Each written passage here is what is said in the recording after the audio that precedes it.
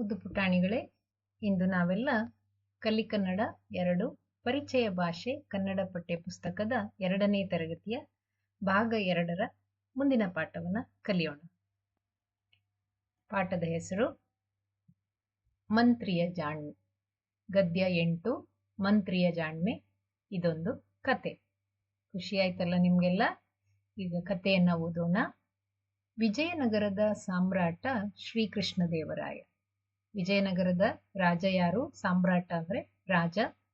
ವಿಜಯನಗರದ ಸಾಮ್ರಾಟರು ಅಥವಾ ರಾಜರು ಶ್ರೀಕೃಷ್ಣದೇವರಾಯ. ಅವರ ಹೆಸರು ಶ್ರೀಕೃಷ್ಣದೇವರಾಯ. ಅವನ ರಾಜಧಾನಿ ಹಂಪೆ.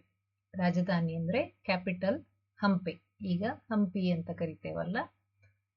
ಆ ರಾಜ್ಯದಲ್ಲಿ ತಿಮ್ಮರಸು ಎಂಬ ಮಂತ್ರಿ ಇದ್ದ. ಕೃಷ್ಣದೇವರಾಯ ರಾಜ, ಅವನ ರಾಜಧಾನಿ ಹಂಪೆ. ಅವನ ರಾಜ್ಯದಲ್ಲಿರುವಂತಹ ಮಂತ್ರಿ, ಮಿನಿಸ್ಟರ್ ಅಂದರೆ ತಿಮ್ಮರಸು. ಈ ತಿಮ್ಮರಸು ಮಂತ್ರಿ ಏನು ಜಾಣ್ಮೆಯನ್ನು ತೋರಿಸ್ತಾನೆ ಎನ್ನುವುದು ಈ ಕಥೆಯಲ್ಲಿರುವಂತಹ ಕತೆ.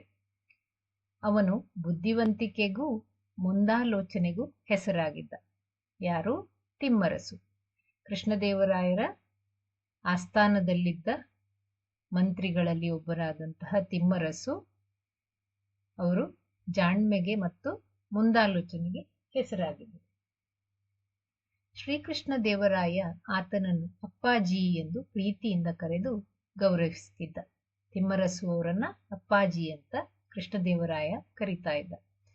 ಅಪ್ಪಾಜಿ ಕೀರ್ತಿ ಎಲ್ಲಾ ಕಡೆಗೂ ಹಬ್ಬಿತ್ತು.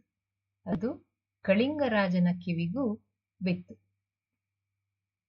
ಆ ರಾಜನಿಗೆ ಅಪ್ಪಾಜಿಯ ಚತುರತೆಯನ್ನು ಪರೀಕ್ಷಿಸುವ ಬಯಕೆ ಉಂಟಾಯಿತು.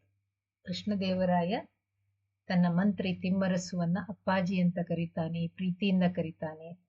ಅವರ ಒಡನಾಟ, ಮಂತ್ರಿಯ ಒಡನಾಟ ತುಂಬಾ ಚೆನ್ನಾಗಿತ್ತು ಹಾಗೂ ಗೌರವದಿಂದ ಅವರನ್ನ ಅಪ್ಪಾಜಿ ಅಂತ ಕರೀತಾ ಇದ್ದ ಕೃಷ್ಣದೇವರಾಯ.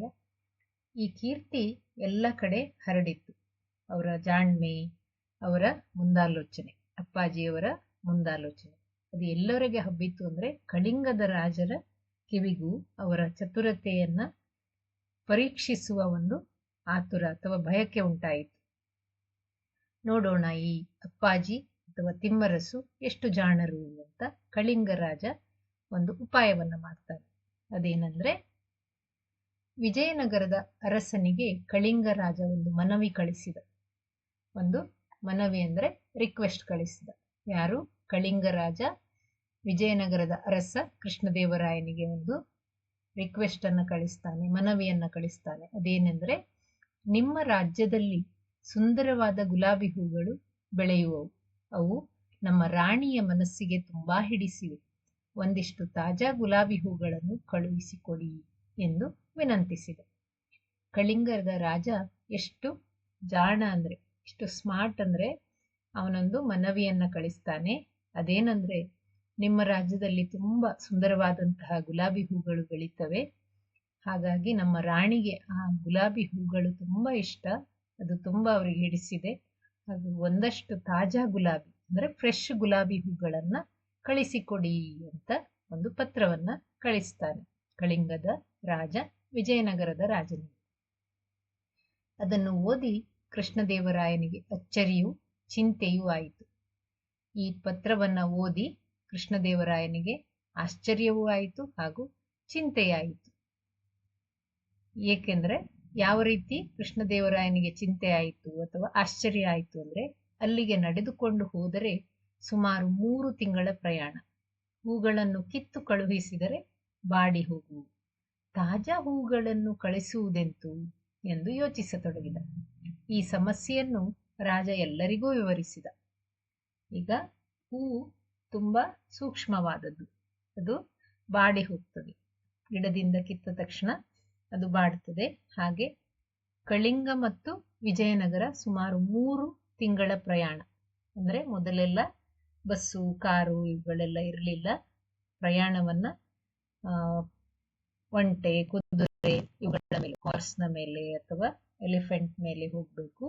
ಹಾಗಾಗಿ 3 ತಿಂಗಳುಗಳ ಕಾಲ ಅವರು ಹೋಗ್ಬೇಕಾಗಿತ್ತು. ಅಷ್ಟರವರೆಗೆ ಹೂವನ್ನ ತಾಜಾವಾಗಿ ಇಡುವುದು ಹೇಗೆ ಇದು ಯಾವ ರೀತಿಯ ಸಮಸ್ಯೆ ಬಂತು ನಮಗೆ ಅಂತ ರಾಜನಿಗೆ ಯೋಚನೆ ಆಯಿತು.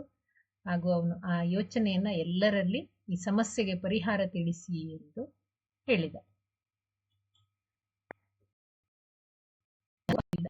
ದಿಕ್ಕು ತೋರದಾಗಿ ಕಳವಳಗೊಂಡರು. ಇದನ್ನ ಹೇಗೆ ಪರಿಹರಿಸುವುದು ಎನ್ನುವುದು ಯಾರಿಗೂ ಗೊತ್ತಾಗ್ಲಿಲ್ಲ. ಎಲ್ಲರಿಗೂ ಉಪಾಯ ಗೊತ್ತಿದ್ದಿದ್ರೆ ಎಲ್ಲರೂ ಜಾಣರಾಗ್ತಿದ್ರಲ್ಲ, ಹಾಗೆ ಯಾರಿಗೂ ಉಪಾಯ ಗೊತ್ತಾಗ್ಲೇ ಇಲ್ಲ.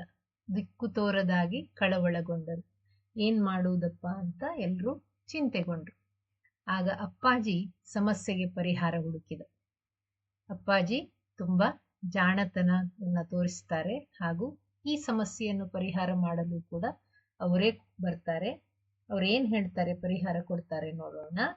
ಒಂದು ಗಾಡಿಯನ್ನು ತರಿಸಿ ಫಲವತ್ತಾದ ಮಣ್ಣು ಮತ್ತು ಗೊಬ್ಬರ ತುಂಬಿಸಿದ. ಗುಲಾಬಿಯ ಸಸಿಗಳನ್ನು ನೆಡೆಸಿ ನೀರು ಹನಿಸಿದ. ಗಾಡಿಯೊಂದಿಗೆ ರಾಜಭಟ್ಟರು ಹಾಗೂ ಅಪ್ಪಾಜಿ ಕಳಿಂಗಕ್ಕೆ ಹೊರಟರು. ಮೊದಲೆಲ್ಲ ಎತ್ತಿನ ಗಾಡಿಯಲ್ಲಿ ಒಂದು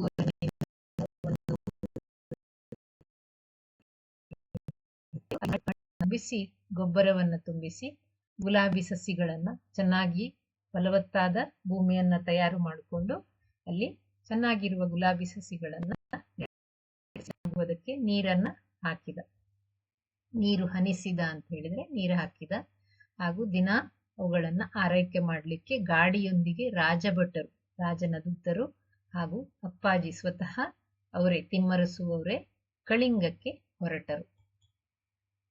ದಾರಿಯಲ್ಲಿ ನೀರನ್ನು ಹಾಕುತ್ತಾ ಸಸಿಗಳನ್ನು ಪೋಷಿಸಿದರು.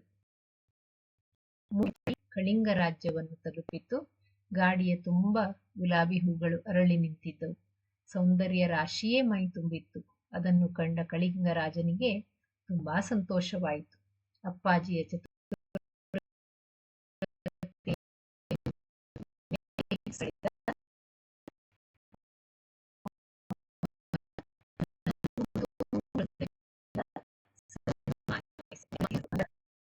ಅಪ್ಪಾಜಿ ಆ ಕಳಿಂಗದ ರಾಜನ ಹೃದಯವನ್ನ ಗೆದ್ರು. ಅದೇನಂದ್ರೆ, ದಾರಿಯಲ್ಲಿ ಅವರು ಗಿಡಗಳನ್ನ 3 ತಿಂಗಳ ಕಾಲ ಗಿಡಗಳನ್ನ ಪೋಷಿಸುತ್ತಾ, ಗೊಬ್ಬರವನ್ನ ಹಾಕುತ್ತಾ, ನೀರನ್ನ ಹಾಕುತ್ತಾ, ಗಿಡಗಳನ್ನ ನೋಡ್ಕೊಳ್ತಾ 3 ತಿಂಗಳ ನಂತರ ಆ ಗಾಡಿ ಕಳಿಂಗ ರಾಜ್ಯವನ್ನ ತಲುಪಿದಾಗ ಗಿಡಗಳೆಲ್ಲ ದೊಡ್ಡದಾಗಿ, ಸಸಿಗಳು ದೊಡ್ಡದಾಗಿ, ಅವುಗಳ ತುಂಬ ಗುಲಾಬಿ ಹೂಗಳು ಅರಳಿ ನಿಂತಿತ್ತು. ಸೌಂದರ್ಯ ರಾಶಿಯೇ ಮೈ ತುಂಬಿತ್ತು. ಅಂದರೆ ಸುಂದರವಾಗಿ ಗುಲಾಬಿ ಹೂಗಳು ಅರಳಿದ್ದರಿಂದ ಬಣ್ಣ ಬಣ್ಣದ ಗುಲಾಬಿ ಹೂಗಳು ನೋಡುವುದು ತುಂಬಾ ಮನಸೂರೆಗೊಳ್ಳುವಂತಿತ್ತು. ಹಾಗೆ ಆ ಕಳಿಂಗದ ರಾಜನಿಗೆ ಇದನ್ನ ನೋಡಿ ತುಂಬಾ ಸಂತೋಷವಾಯಿತು.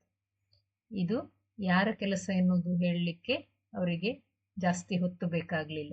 ಯಾಕೆಂದ್ರೆ ಅಪ್ಪಾಜಿಯವರು ಸ್ವತಃ ಅಲ್ಲೇ ಇದ್ರು. ಅಪ್ಪಾಜಿಯ ಚತುರತೆ ಅಂದ್ರೆ ಸ್ಮಾರ್ಟ್ನೆಸ್ ನೋಡಿ ಮನಸಾರೆ ಹೊಗಳಿದ. ಅವನನ್ನು ತುಂಬು ಹೃದಯದಿಂದ ಸನ್ಮಾನಿಸಿದ. ಬುದ್ಧಿವಂತಿಕೆಗೆ ಇಲ್ಲ. ತಿಳಿತಲ್ಲ ಮಕ್ಕಳೇ? ಬುದ್ಧಿವಂತರಾದ್ರೆ, ಚತುರರಾದ್ರೆ ಯಾವುದೇ ಸಮಸ್ಯೆಯನ್ನು ಕ್ಷಣ ಮಾತ್ರದಲ್ಲಿ ನಾವು ಪರಿಹರಿಸಿಕೊಳ್ಳಬಹುದು. ಕಥೆಯನ್ನ ಓದಿದ್ರಲ್ಲ, ಚೆನ್ನಾಗಿದೆ ಅಲ್ಲ ಮಕ್ಕಳೇ? ಮುಂದಿನ ವಿಡಿಯೋದಲ್ಲಿ ಮತ್ತೆ ಭೇಟಿಯಾಗೋಣ.